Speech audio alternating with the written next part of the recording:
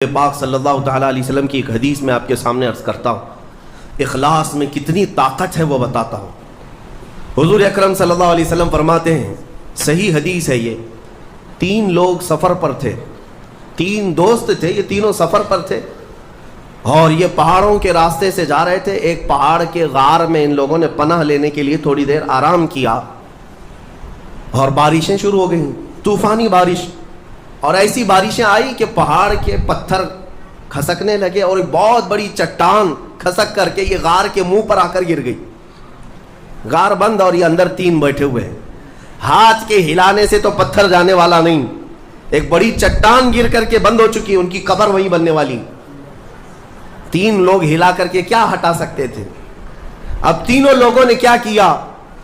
میرے آقا صلی اللہ علیہ وسلم فرماتے ہیں تینوں رونے لگے کہ اب ہماری موت یہیں پر ہونے والی ہے، ختم ہے، لیکن اس سے پہلے چلو اللہ کی بارگاہ میں اپنی زندگی کی کوئی ایسی چیز ہو جو تم نے خالص اس کے لیے کیا تھا، اس نیکی کو وسیلہ بنا کر کے دعا کرتے ہیں، دیکھتے ہیں پتھر ہٹتا ہے کیا۔ تو تینوں نے اپنی اپنی زندگی کی ایک ایک چیزیں شمار کرنا شروع کیا۔ توجہ چاہتا ہوں، پہلے ایک بندہ سجدے میں گرتا ہے اور عرض کرتا ہے، مولا تو جانتا ہے میری ایک بوڑھی ماں تھی، ماں کی خدمت بہت کیا کرتا تھا، ماں کی بہت تعظیم کرتا تھا۔ ایک دن رات کو جب میں گھر پہنچا تو میرے پاس صرف 1 روٹی تھی اور تھوڑا سا دودھ تھا۔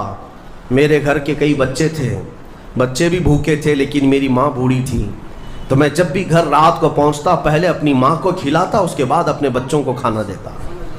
اس دن ایسا ہوا کہ میرے پاس صرف 1 روٹی اور تھوڑا سا دودھ تھا، ماں بھی بھوکی تھی اور بچے بھی۔ بچے آ کر لپٹ گئے، کہنے لگے کہ ہمارے لیے کھانا، بھوک کی شدت ہے۔ میں نے بچوں کو تھوڑی دیر کے لیے بٹھایا گھر کے باہر اور اس روٹی کو چور کر دودھ میں اپنی بوڑھی ماں کو کھلایا۔ میری بوڑھی ماں جو بھوکی تھی وہ پوری روٹی کھا گئی اور پورا شکم سیر ہو کر وہ دعا کرتے ہوئے سو گئی۔ اس رات کو میں بھی بھوکا رہا، میرے بچے بھی بھوکے رہے، ہمارے گھر میں اس کے علاوہ کوئی کھانا نہیں تھا۔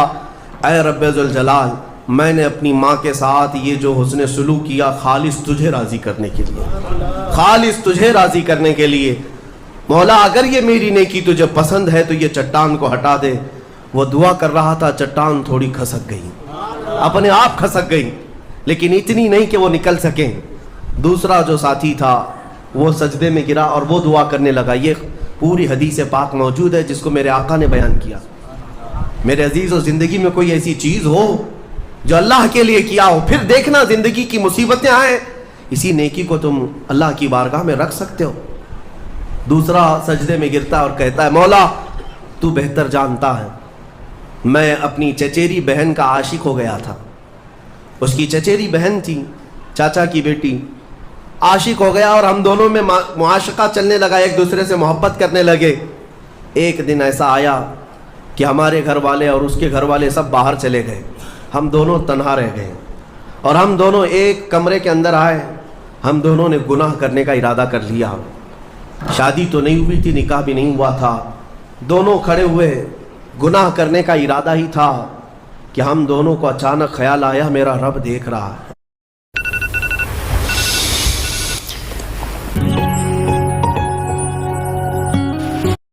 گناہ کرنے کا ارادہ ہی تھا کہ ہم دونوں نے گناہ کرنے کا ارادہ کر لیا۔ شادی تو نہیں ہوئی تھی، نکاح بھی نہیں ہوا تھا، دونوں کھڑے ہوئے، گناہ کرنے کا ارادہ ہی تھا کہ ہم دونوں کو اچانک خیال آیا میرا رب دیکھ رہا ہے۔ ہم کپڑے اتارے اس کے سامنے جو ہمارے دلوں کے حالات بھی جانتا ہے، تو وہ میری چچیری بہن وہ بھی رونے لگی، میں بھی رونے لگا اور ہم ایک دوسرے کو ہاتھ نہیں لگائے۔ مولا اس زنا سے اور اس بدکاری سے اگر میں بچا تھا تو میرے رشتہ داروں سے ڈر کر نہیں، خالص تیری رضا کے لیے، کہ مولا کریم کے اس سلطنت کو میں اپنے گناہوں سے پامال نہیں کروں گا۔ تو جب یہ وہ کہنے لگا اور عرض کیا، مولا اگر میں وہ رات گناہ سے بچاؤں، تیری بارگاہ میں میرا وہ بچنا پسند ہے، تو اس چٹان کو تو ہٹا دے۔ حدیث پاک میں چٹان اور کھسک گئی۔ تیسرا شخص تھا، وہ سجدے میں گرا اور کہنے لگا، اے رب ذوالجلال، تو بہتر جانتا ہے میں ایک زمین اور جائیداد کا مالک تھا، میرے پاس کئی مزدور کام کیا کرتے تھے، اور ایک مرتبہ ایسا ہوا کہ میں مہینہ ختم ہوتے ہی سارے مزدوروں کو ان کی تنخواہ دے دیا کرتا۔ ایک مزدور ایسا ہے جو اپنی تنخواہ لیے بغیر چلا گیا، ایک مزدور تنخواہ لیے بغیر چلا گیا، اور اس کی تنخواہ میں نے سنبھال کر رکھی اور اس سے ایک بکری خرید لیا۔ میاں لوگ تو کسی کی سیلری ہو دبا کر کے کھا جائیں گے، اور یہ حدیث پاک میں جس کے لیے کہا جا رہا ہے وہ بندہ کہتا ہے میں اس کی پوری تنخواہ سے ایک بکری خرید لیا، بکری کو پالنے لگا، وہ مزدور آیا نہیں، وہ مزدور چلا گیا، مہینوں چلا گیا، بکری کو میں پالتا رہا، بکری نے بچے دی، بچوں کے بچے ہوئے، بچوں کے بچے ہوئے۔ اے رب ذوالجلال تو نے اتنی برکت دی کہ اس ایک بکری سے ایک پورا میدان کئی ہزار بکریاں بھر گئی، کئی ہزار بکریاں کئی سالوں کے اندر۔ وہ ان بکریوں میں نہ کسی کو بیچتا تھا نہ کسی کو ذبح کرتا تھا، سب بکریاں رکھا۔ کئی سالوں کے بعد اچانک وہ مزدور واپس آیا اور اس نے آ کر مجھ سے کہا کہ مالک میں آپ کے ہاں خدمت کرتا تھا، آپ کو یاد ہے کچھ سالوں پہلے میں نے اپنی تنخواہ چھوڑ دی تھی، ایک مہینے کی تنخواہ نہیں لیا تھا؟ تو میں نے اس سے کہا کہ ہاں مجھے اچھی طرح سے یاد ہے، اور اس کا ہاتھ پکڑ کر کے ان بکریوں کے ریوڑ کے پاس لے گیا اور کہا یہ تیری تنخواہ ہے، یہ پوری تیری تنخواہ ہے۔ اس نے کہا میرے ساتھ کیا مذاق کر رہے ہو مالک، میری تنخواہ اتنی ہے کہ اس زمانے میں ایک بکری بھی نہیں آ سکتی۔ اس نے کہا ہاں بالکل تو صحیح کہہ رہا ہے، لیکن اس زمانے میں ایک بکری خرید لی میں نے، اور اسی بکری سے اللہ نے اتنی برکت دی، اس میں میرا ایک بھی حصہ نہیں، تیری ان بکریوں کا دودھ تک میں نے نہیں پیا، صرف اور صرف تیرے انتظار میں، اور یہ ساری بکریاں تو لے جا۔ اور وہ مزدور خوشی خوشی اپنے پورے ریوڑ کو، آج کے زمانے کے وہ کئی لاکھوں کی بکریاں ہوں گی، وہ مزدور لے گیا۔ اب یہ بندہ کہتا ہے اے رب ذوالجلال میں نے یہ امانت اگر سنبھالی تھی تو خالص تیری رضا کے لیے، مولا صرف تجھے راضی کرنے کے لیے، ورنہ پیسے کھا جاتا تو کون کیا کر لیتا، وہ مزدور کون سا وصول کر لیتا۔ کہتا نہیں مجھے یاد نہیں، اب میں پہچانتا بھی نہیں، نہیں مولا میں نے تیری رضا کے لیے کام کیا، اگر تجھے یہ پسند ہے تو یہ چٹان ہٹا دے۔ حدیث پاک میں ہے اس نے جیسی یہ دعا کیا پوری چٹان ہٹ گئی، پوری چٹان کھسک کر ختم ہو گئی، ان کا راستہ صاف ہوا۔ پتہ یہ چلا حدیث پاک کا یہ مفہوم ہے۔ میرے عزیزوں میں اب آپ کے سامنے عرض کرتا ہوں، ایسی بڑی بڑی چٹانیں آج بھی ہم پر گر رہی ہیں، مصیبتوں کی چٹانیں، ظلم کی چٹانیں، لوگوں کے تان و تشنیع اور لوگوں کی گالی گلوچ کی چٹانیں۔ ان چٹانوں کو کھسکانے کے لیے تمہارے پاس اخلاص والی کوئی نیکی موجود ہے؟ رب تبارک و تعالیٰ کی بارگاہ میں کبھی یوں عرض کرتے کہ مولا میں نے خالصتاً ایک رات تیرے لیے کھڑے ہو کر پکارا تھا جب سب لوگ سو رہے تھے، میں صرف تجھے راضی کرنے کے لیے عبادت کیا، مولا اگر تو راضی ہے تو ان فلسطین کے بچوں پر رحم کرتے ہیں۔ ہمارے پاس ایسی کوئی چیز ہے جو ہم عرض کر سکیں؟ آج دعائیں کہاں نہیں ہو رہی ہیں؟ دعائیں سب جگہ ہو رہی ہیں، اجتماعی دعائیں ہو رہی ہیں، ہر خطبے میں، ہر نماز میں، ہر جگہ دعائیں ہوتی ہیں، لیکن میرے عزیزو شاید وہ اخلاص سے خالی ہو گئے ہیں۔ ایک بات یاد رکھنا، حرام لقمے پیٹ میں پڑے ہوں، حرام کمائی گھر میں پڑی ہو تو حدیث پاک میں اس کی کوئی دعا آسمان تک نہیں جاتی، کوئی دعا آسمان تک نہیں جاتی۔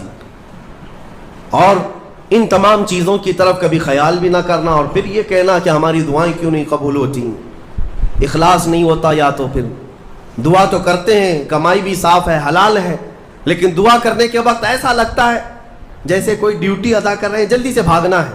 ہم تو دیکھتے ہیں نا نماز میں ہاتھ اٹھانے میں بھی لوگوں کو شرمندگی ہونے لگتی ہے، کچھ تو مرے ہوئے ہاتھوں کے ساتھ دعا کر رہے ہیں، کچھ انگوٹھے پھوڑ رہے ہیں دعا میں۔ تم رب تعالیٰ کی بارگاہ میں مانگ رہے ہو، اخلاص اگر ہوتا تو تمہیں اپنے کی خبر نہیں ہوتی۔ اخلاص، دعا بھی تو رسمی طور پر مانگ رہے ہیں، امام اپنی دعا کر رہا ہے، مقتدی اپنے انگوٹھے پھوڑ رہے ہیں، یہی تو چل رہا ہے۔ کچھ انگلیوں میں کھیل رہے ہیں، کچھ اپنے ہاتھوں کو نیچے لٹکائے ہوئے ہیں۔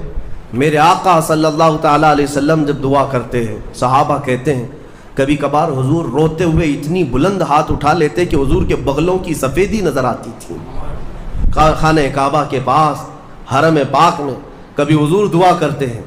میرے عزیزو دعا ایک طرح سے بھیک مانگنا ہے، اور وہ بھی پروردگار عالم کی بارگاہ میں، اور تمہارے انداز دیکھے جاتے ہیں، تمہارا اخلاص بھی دیکھا جاتا ہے۔ مانگنے میں ہی تم سیریس نہیں ہو، صرف رٹی رٹائی ہوئی چیزیں بولے جا رہے ہو، یعنی کسی نے یاد کرا دیا بس وہی بولے جاؤ۔ تمہارا دل کب کہہ رہا ہے؟ دل کی حضوری کے ساتھ کب کہہ رہے ہو؟